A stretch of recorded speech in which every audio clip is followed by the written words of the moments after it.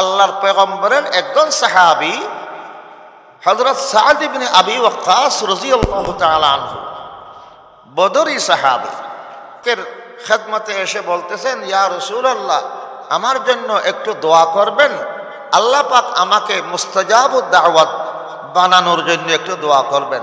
অর্থাৎ আমি যে কোনো সময়ে যে কোনো দোয়া করি, আল্লাহ পাক সাথে সাথে আমার দোয়া কবুল করে নেই, এরকম বানানোর জন্য আমার জন্য একটু দোয়া করেন।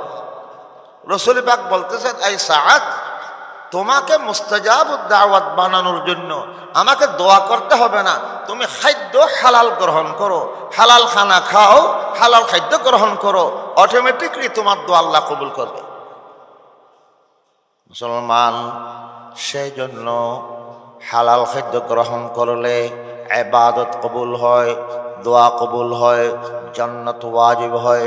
রাসূল পাক সাল্লাল্লাহু আলাইহি ওয়াসাল্লাম বলতেছেন, قال رسول الله صلى الله تعالى عليه وسلم من أكل طيبا وعمل في سنة وأمن الناس بوائقه دخل الجنة।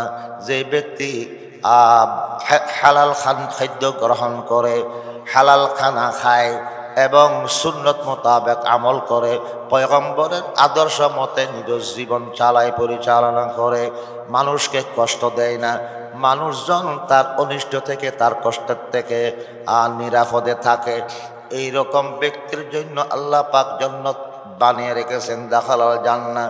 হালাল খাওয়া গ্রহণ করে, হালাল খাদ্য খায় এবং মানুষকে কষ্ট দেয় না, মানুষ তার অনিষ্ট থেকে নিরাপদে থাকে, এবং সেই ব্যক্তি সুন্নত মোতাবেক যদি আমল করে, রাসূল পাক বলতেছেন সেই ব্যক্তি জান্নাতে যাবে।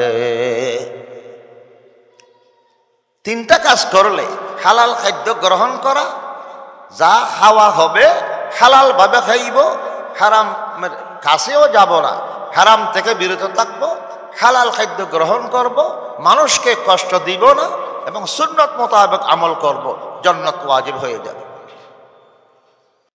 মুআজ্জাজ হাজিরিন কিরাম, উপস্থিত মুরব্বিয়ান আযম, বিরাদরান ইসলাম,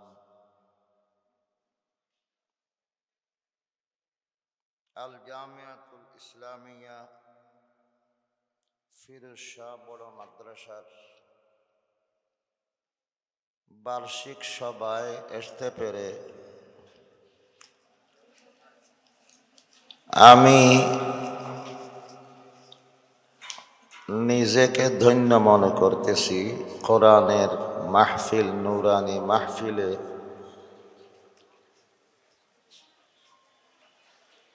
আল্লাহ পাক আপনাদেরকেও তৌফিক দিয়েছেন, আমাকেও আসার, বসার, কথা বলার তৌফিক দান করেছেন। আমরা সবাই কলিমাতুশ শুকর বলি আলহামদুলিল্লাহ।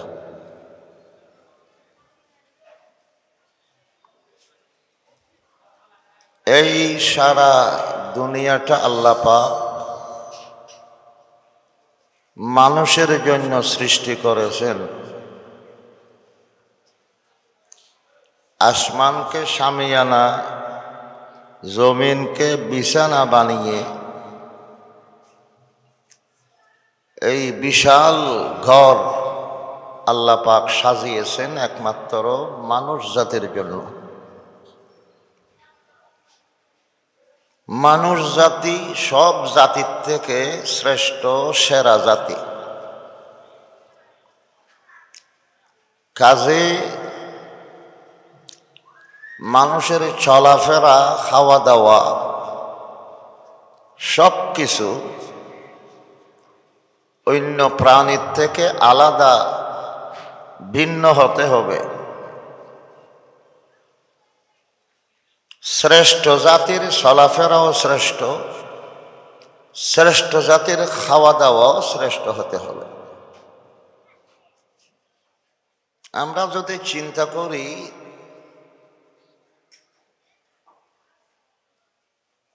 মানুষ দুনিয়াতে সুখে শান্তিতে জীবন যাপন করার জন্য বহু কিছুর দরকার আছে। মানুষ হিসাবে দরকারও বেশি, প্রয়োজনও বেশি। কিন্তু মৌলিক প্রয়োজন মানুষের তিনটা না হলে হবে না। তিনটা প্রয়োজন সব মানুষের জন্য মৌলিক প্রয়োজন। 1 নম্বর, বসবাসের জন্য একটা ঘর লাগে। মানুষ রাস্তায় ঘাটে আরাম করতে পারে না। 2 নম্বর, পোশাক পরিধান করার জন্য পোশাক লাগে। গরু ছাগলের মতো মানুষ উলঙ্গ থাকতে পারে না, কারণ মানুষের মধ্যে আল্লাহ পাক পরওয়ারদিগার জন্মগতভাবে একটা হায়া শরম দিয়েছেন, লজ্জা দিয়েছেন, যার কারণে সব ধর্মের মানুষ পোশাক পরিধান করে। বিশেষ করে ইমানদার যারা আছি আমরা, ইমানদারের জন্য সতর ঢাকা ফরজ। তাই প্রত্যেক মানুষের জন্য পোশাক জরুরি।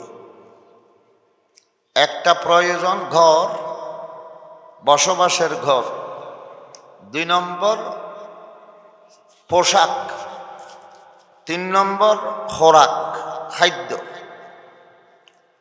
খাদ্য ছাড়া কোনো প্রাণী বেঁচে থাকতে পারবে না।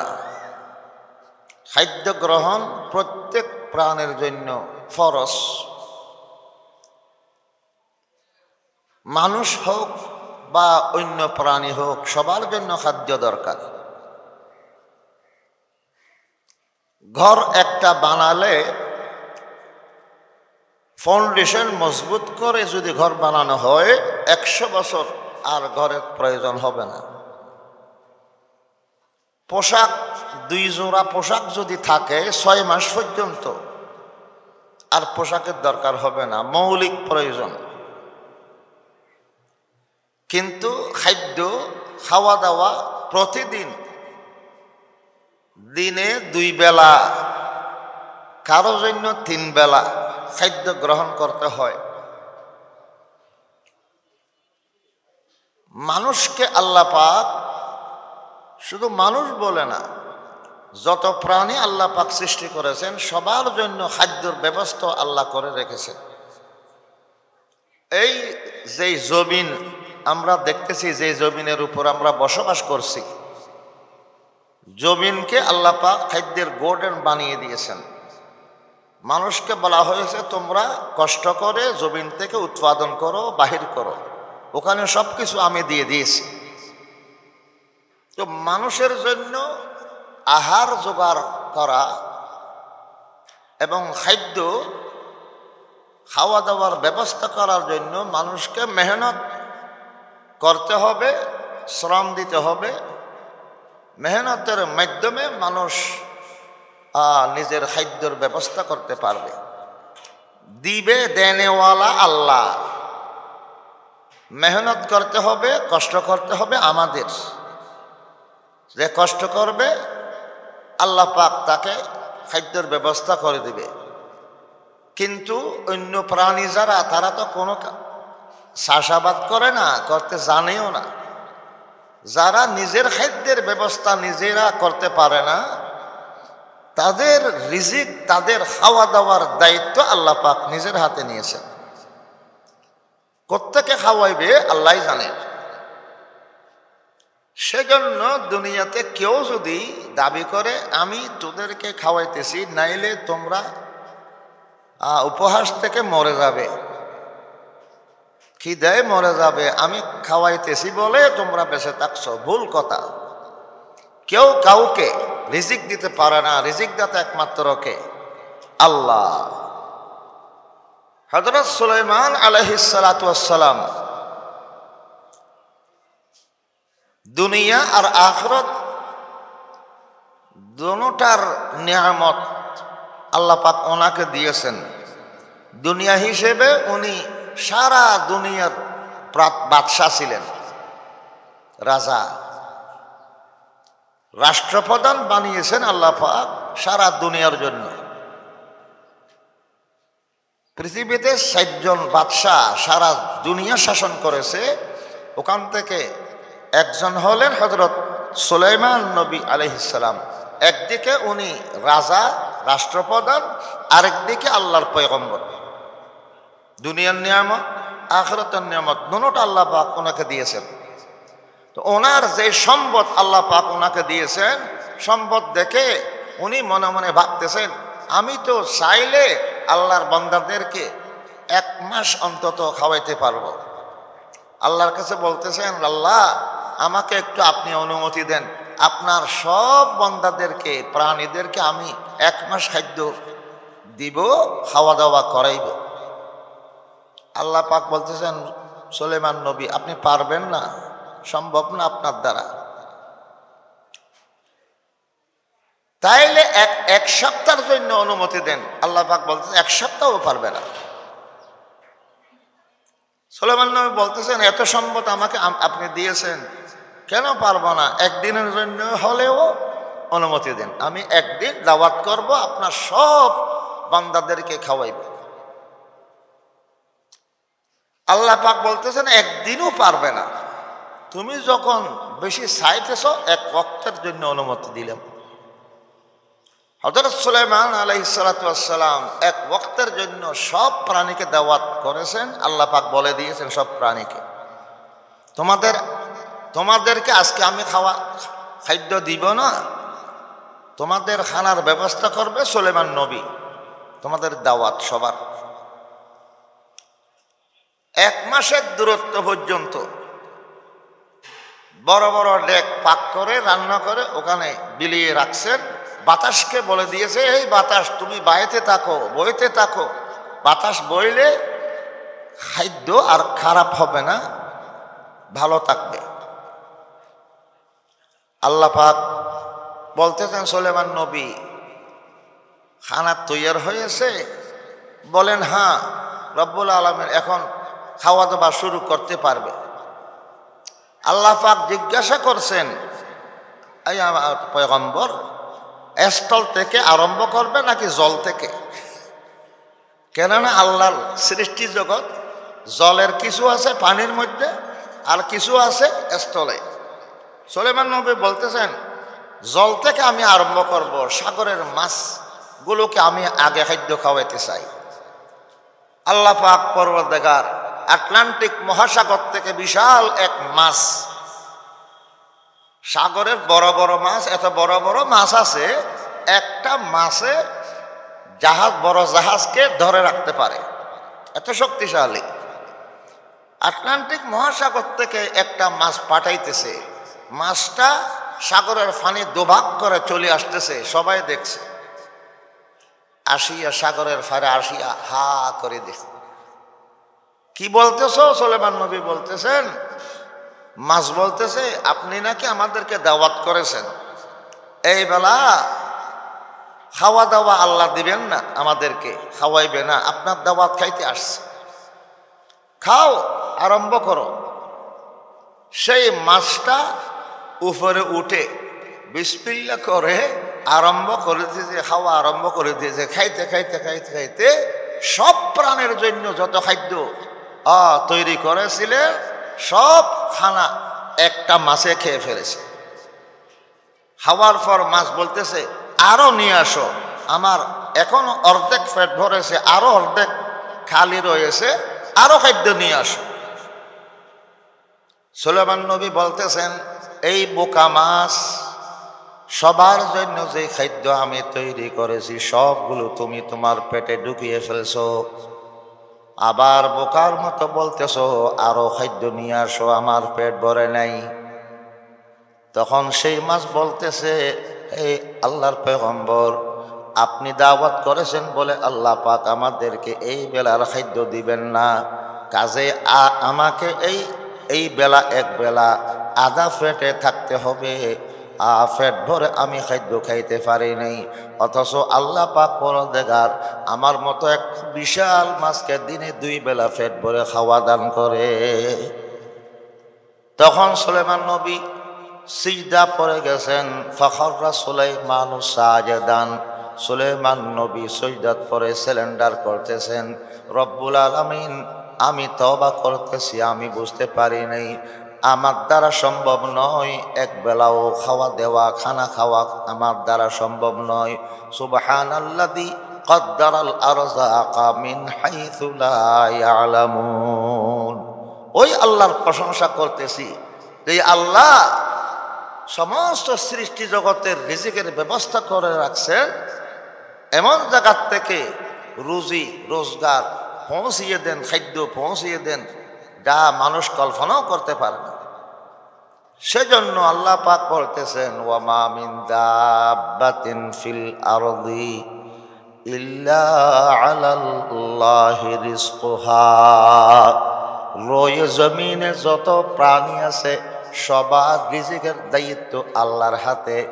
আল্লাহ পাক বলতেছেন, সবাইকে রিজিক দাতা হলাম আমি আল্লাহ। ইন্নাল্লাহা হুয়ার রাজ্জাক, আল্লাহই একমাত্র রিজিক দাতা। মানুষকে বলে দিয়েছেন, হে মানুষ জাতি, তোমরা যখন সেরা জাতি, তোমরা যখন শ্রেষ্ঠ জাতি, তোমাদের খাওয়া দাওয়া অন্যান্য প্রাণীর থেকে আলাদা হতে হবে। কাজেই তোমরা পবিত্র খানা, পবিত্র হালাল খাদ্য তোমরা গ্রহণ করো, হারামকে বর্জন করো। বিশেষ করে ইমানদারকে আল্লাহ পাক বলতেছেন, ইয়া আইয়ুহাল্লাযীনা আমানু কুলু মিন তাইয়্যিবাতি মা রাযাকনাকুম ওয়াশকুরু লিল্লাহি ইন কুনতুম ইয়্যাহু তা'বুদুন। হে ইমানদারেরা, যারা ঈমান এনেছো, যারা নাকি কলমার বিশ্বাসী আছো, লা ইলাহা ইল্লাল্লাহু মুহাম্মাদুর রাসূলুল্লাহ। হে আমার ইমানদার বান্দারা, তোমরা তো আমার বন্ধু, আমাকে বিশ্বাস করেছো, আমার সব কথা তোমরা বিশ্বাস করো, আমার নবী রাসূলদেরকে বিশ্বাস করো। দুনিয়ার হায়াতের পরে আরেকটা আখিরাতের জীবন আসতেছে, স্থায়ী জীবন, আখিরাতের পরকালের জীবনকে বিশ্বাস করো। জান্নাত জাহান্নাম যারা বিশ্বাস করো, তোমরা আল্লাহ পাক পরদেগার আমি আল্লাহ তোমাদেরকে যা রিজিক দান করেছি, যা নিয়ামত দান করেছি, ওখান থেকে বেছে বেছে পবিত্র খাদ্য গ্রহণ করো। পবিত্র খাওয়া খানা, হালাল খাদ্য গ্রহণ করো এবং আল্লাহর নিয়ামতের শুকর আদায় করো। রিজিক এটা আল্লাহর নিয়ামত। নিয়ামত যাকে দেওয়া হয় শুকর আদায় করতে হয়। লা ইন শাকারতুম লা আযীদান্নাকুম। আল্লাহর নিয়ামত পাওয়ার পর যদি শুকর আদায় করে, নিয়ামতের শুকর আদায় করলে আল্লাহ নিয়ামত বৃদ্ধি করে দেন। শুকর নিয়ামত নিয়ামতত আফজু কুনদ কুফর নিয়ামত আজ কফত বেরু কুন। নিয়ামতের শুকর করলে নিয়ামত বৃদ্ধি হয়। আল্লাহ পাক আমাদেরকে যে নিয়ামত দিয়েছেন, আল্লাহ পাক বলতেছেন, তোমরা হালাল খাদ্য গ্রহণ করো, হালাল খাওয়া খাও। হালাল খানা খাইলে নিজের জবান দ্বারা আল্লাহর শুকর বাহির হবে, তখন আল্লাহর শুকরিয়া আদায় করো। শুকরের সাথে হালাল খাদ্যের সাথে সম্পর্ক। সেই জন্য আল্লাহ বলতেছেন, হালাল খাদ্য গ্রহণ করো এবং আল্লাহর নিয়ামতের শুকর করো। যারা হারাম খায় অথবা মিশ্রিত খানা খায়, হালাল হারাম মিশ্রিত খাওয়া গ্রহণ করে, তাদের মুখ থেকে আল্লাহর শুকর বাহির হয় না। সব সময় শিকায়ত, সব সময় চেহারা কালো, কেমন আছো, ভালো নেই, ব্যবসা চলতেছে না, এমনি দোকান খুলে বসে রয়েছে, এরকম বলে। আর যে ব্যক্তি হালাল খানা খায়, গরিব মানুষ হোক না কেন, ব্যাঙ্গারি চালিয়ে খানা খায়, সংসার চালায়, সিএনজি চালিয়ে সংসার চালায়, তাদের মুখে আল্লাহর নাম, মুসলমান উচ্চমানের খাদ্য হোক অথবা তরকারি দিয়া খানা খাইতে পারুক, তার মুখে আল্লাহর নাম, আলহামদুলিল্লাহ, আল্লাহ পাক খাওয়াইছে, ভালো খাওয়াইছে, কেমন আছো, আলহামদুলিল্লাহ ভালো আছি, কথায় কথায় আলহামদুলিল্লাহ, কথায় কথায় আল্লাহর নাম। হালাল খানার একটা আসর আছে, প্রভাব আছে। যারা হালাল খাদ্য গ্রহণ করে তাদের কলব আলোকিত হয়, নূরানি হয়ে যায়। হালাল খাওয়ার আসর প্রভাব পড়ে অন্তরে। যে ব্যক্তি হালাল খাদ্য খায়, হালাল খানা গাব খায়, হালাল খাদ্য গ্রহণ করে, তার কলব নাব্বারাল্লাহু কলবাহু, তার অন্তরকে আল্লাহ পাক আলোকিত করে দেন। আল্লাহ পাকের ইশক ও মুহাব্বত তার অন্তরে সৃষ্টি হয়। ইলম এবং জ্ঞানের চশমা তার অন্তর থেকে নিজ জবান দ্বারা, মুখ দ্বারা জ্ঞানের কথা বাহির হয়। হালাল খাওয়া গ্রহণ করার কারণে আল্লাহর মুহাব্বত সৃষ্টি হয়।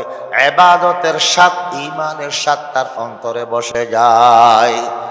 ইলম হিকমত জায়দাজনানে হালাল, ইশক রিক্কত আয়দাজনানে হালাল। ইলম বাড়ে, জ্ঞান বাড়ে। হালাল খাদ্য গ্রহণ করলে কলব আলোকিত হয়, অন্তর পরিষ্কার হয়। আল্লাহর মুহাব্বত, আল্লাহর ভালোবাসা অন্তরে বসে। ইবাদতের স্বাদ আর মজা তার অন্তরে বসে। হালাল খাদ্য গ্রহণ করলে ইবাদত আল্লাহর দরবারত কবুল হয়। হালাল খাদ্য যারা গ্রহণ করে তাদের দোয়া আল্লাহর দরবারে কবুল হয়। যারা হারাম খায়, হারাম খাওয়ার কারণে যার শরীরটা তাজা হয়, হারাম খাওয়ার দ্বারা তার কলব অন্ধকার হয়ে যায়, আল্লাহর মুহাব্বত তার অন্তরে থাকে না। দোয়া করলে আল্লাহ পাক তার দোয়া কবুল করে না। সেজন্য আল্লাহর পয়গম্বরের একজন সাহাবী হযরত সাদ ইবনে আবি ওয়াক্কাস রাদিয়াল্লাহু তাআলা আনহু, বদরি সাহাবী, এর খেদমতে এসে বলতেছেন, ইয়া রাসূলুল্লাহ, আমার জন্য একটু দোয়া করবেন। আল্লাহ পাক আমাকে মুস্তাজাবুদ দাওয়াত বানানোর জন্য একটু দোয়া করবেন। অর্থাৎ আমি যে কোনো সময়ে যে কোনো দোয়া করি, আল্লাহ পাক সাথে সাথে আমার দোয়া কবুল করে নেই। এরকম বানানোর জন্য আমার জন্য একটু দোয়া করেন। রাসূল পাক বলতেছেন, এই সাদ, তোমাকে মুস্তাজাবুদ দাওয়াত বানানোর জন্য আমাকে দোয়া করতে হবে না। তুমি খাদ্য হালাল গ্রহণ করো, হালাল খানা খাও, হালাল খাদ্য গ্রহণ করো, অটোমেটিকলি তোমার দোয়া আল্লাহ কবুল করবে। মুসলমান, সেই জন্য হালাল খাদ্য গ্রহণ করলে ইবাদত কবুল হয়, দোয়া কবুল হয়, জান্নাত ওয়াজিব হয়।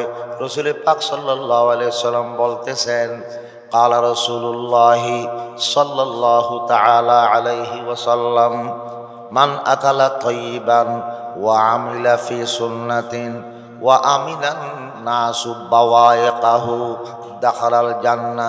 যে ব্যক্তি হালাল খাদ্য গ্রহণ করে, হালাল খানা খায় এবং সুন্নত মোতাবেক আমল করে, পয়গম্বরের আদর্শ মতে নিজ জীবন চালায়, পরিচালনা করে, মানুষকে কষ্ট দেয় না, মানুষজন তার অনিষ্ট থেকে, তার কষ্টের থেকে নিরাপদে থাকে, এই রকম ব্যক্তির জন্য আল্লাহ পাক জান্নাত বানিয়ে রেখেছেন, দাখালাল জান্নাহ।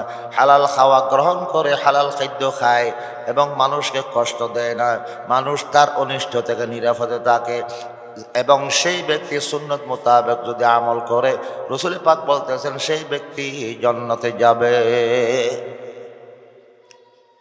তিনটা কাজ করলে, হালাল খাদ্য গ্রহণ করা, যা খাওয়া হবে হালাল ভাবে খাইব, হারামের কাছেও যাব না, হারাম থেকে বিরত থাকবো, হালাল খাদ্য গ্রহণ করব, মানুষকে কষ্ট দিব না এবং সুন্নত মোতাবেক আমল করব, জান্নাত ওয়াজিব হয়ে যাবে।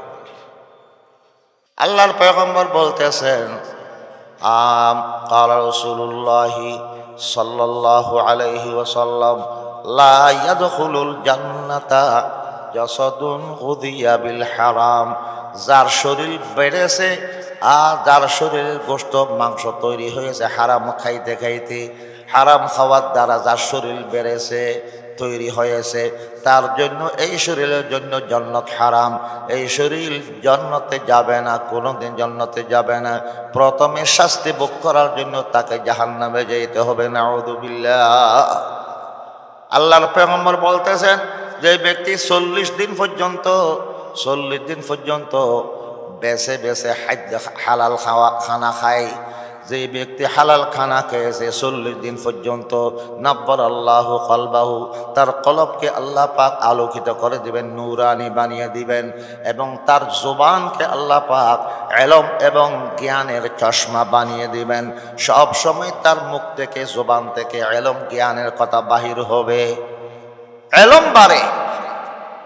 সিরদি সিদকে মকালাকলে হালাল, সিরদি সিদকে মকালাকলে হালাল, খেলওয়াত জলওয়াত তামাশায়ে জামাল, ইলম হিকমত জায়দাজনান হালাল, ইশক রিক্কত আয়াদাজনান হালাল। বুজুর্গ বলতেছেন ইসলামের রহস্য বুঝেন। যে ব্যক্তি সত্য কথা বলে, যে ব্যক্তি সত্য ব্যতীত মিথ্যার কাছেও যায় না, মিথ্যার আশ্রয় নেয় না, যে কোনো সময় সত্য কথা বলে এবং খাদ্য যা খাইবে হালাল খানা গ্রহণ করবে, খাওয়া দাওয়া হালাল ভাবে খাইবে, হারামের কাছেও যাইবে না, আল্লাহ পাক তার জন্য সুন্দর ব্যবস্থা করে রেখেছেন। তাই মানুষের সামনে থাকুক বা একা একে বসে থাকুক, তার অন্তর এবং চেহারার মধ্যে আল্লাহ পাক নূর এবং আলো দান করবে, চেহারা আলোকিত। হালাল যারা খায়, হালাল খানা খায়, হারাম খায় না, বাসি বাসি বেছে বেছে চলে। মুসলমান বেশি বেছে বেছে পবিত্র খাদ্য গ্রহণ করে, তার চেহারা নূরানি এবং আলোকিত হয়ে যাবে, কলব আলোকিত হয়ে যাবে। সেই কলবের মধ্যে ইলমের জ্ঞান আল্লাহ পাক বৃদ্ধি করে দিবেন, সেই কলবের মধ্যে আল্লাহর মুহাব্বত, আল্লাহর ইশক, প্রেম সৃষ্টি হয়ে যাবে। ইমাম আহমদ ইবনে হাম্বল রাহমাতুল্লাহ আলাইহি, স্যার ইমামের এক ইমাম, হাম্বলি মাযহাবের ইমাম, ইমাম আহমদ ইবনে হাম্বল রাহমাতুল্লাহ আলাইহি। আরেকজন ইমাম ছিলেন ইমামে শাফঈ রাহমাতুল্লাহ আলাইহি, নাম শুনছি আমরা। ইমাম আবু হানিফা নু'মান ইবনে সাবিত রাহমাতুল্লাহ আলাইহি, হানাফি মাযহাবের প্রধান ইমাম। ইমাম শাফঈ রাহমাতুল্লাহ আলাইহি, ইমাম মালিক রাহমাতুল্লাহ আলাইহি, ইমাম আহমদ ইবনে হাম্বল রাহমাতুল্লাহ আলাইহি। স্যার ইমাম না, স্যার মাযহাবের স্যার বড় বড় ইমাম। ইমাম শাফঈ রাহমাতুল্লাহ আলাইহি ছিলেন শিক্ষক, ওস্তাদ। আহমদ ইবনে হাম্বল বহু বড় মুহাদ্দিস, 7 লক্ষ হাদিস যার মুখস্থ ছিল। হযরত ইমাম আহমদ ইবনে হাম্বল বড় মুহাদ্দিস, বড় ফকিহ, বড় হাদিস বিশারদ। মুসলমান ইমাম আহমদ ছিলেন ছাত্র, ইমাম শাফঈ ছিলেন ওস্তাদ, শিক্ষক। একবারের ঘটনা, ইমাম শাফঈ সাহেব চিঠি লিখতেছেন ছাত্র আহমদ ইবনে হাম্বলের কাছে, আহমদ তোমাকে দেখছি বহু দেরি হয়ে গেছে, তোমাকে দেখতে মন চাইতেছে, একটু বেড়াইতে আসো আমাদের বাড়িতে। ইমাম আহমদ রহমতুল্লাহ আলাইহি চিঠির উত্তরে বলতেছেন, হযরত আমি আগামী মাসের অমুক তারিখে আপনার বাড়িতে বেড়াইতে আসব। যেদিন আসার তারিখ, ইমাম শাফঈ রহমতুল্লাহ আলাইহি, ইমাম শাফঈ সাহেব বসবাস করতেন মিশরে। মিশর শহর থেকে বাহিরে গিয়ে অপেক্ষা করতেছেন ওনাকে বাড়ায় নেওয়ার জন্য, আগে এগিয়ে নেওয়ার জন্য। ইমাম শাফঈ যখন বাড়ায় নেওয়ার জন্য বাহিরে যাচ্ছেন, ইমাম শাফঈর সাথে বহু উলামায়ে কেরাম, বড় বড় মুহাদ্দিসিন, ফুকাহা সবাই গেছেন। শাফঈ সাহেব যখন ইমাম আহমদ সাহেবকে বাড়ায় নেওয়ার জন্য যাইতেছেন, এই দেশের রাষ্ট্রপ্রধান শুনে বাদশাহ ও মন্ত্রী মিনিস্টারকে নিয়ে চলে গেছেন ওনাকে বাড়ায় নেওয়ার জন্য। এক বড় বহর জমাত হয়ে গেছে।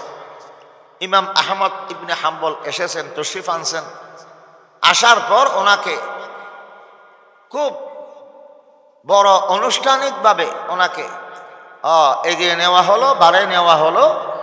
এখন রাত্রি যাপন করবে কোথায়? বাদশাহ বলতেছে সরকারি মেহমানখানায় ওনাকে রাখবো, আর সরকারিভাবে ওনার খাওয়া দাওয়ার ব্যবস্থা করব। ইমাম শাফঈ সাহেব রাহমাতুল্লাহ বলতেছেন, না, আমি যখন দাওয়াত করেছি, আমার দাওয়াতে যখন উনি এসেছেন, প্রথমবার আমার ঘরে খাওয়া দাওয়া করবে এবং রাত্রি যাপন আমার ঘরে করবে।